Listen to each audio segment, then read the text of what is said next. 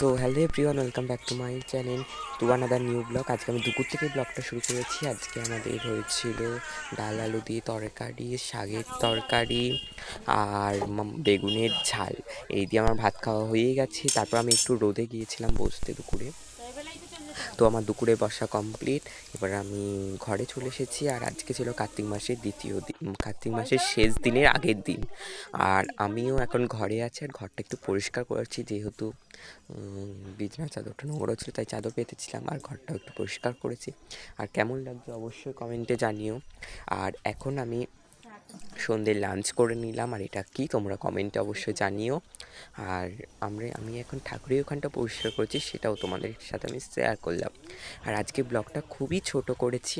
আর কেমন লাগছে, আর গোপাল কিন্তু তখন শোয়ানো হয়ে গেছে, তখন অনেকটাই রাত। আর কেমন লাগছে অবশ্যই কমেন্টে জানিও। চলো আজকে ব্লগটা এখানেই শেষ করছি। সবাই ভালো থাকো, সুস্থ থাকো, রাধে।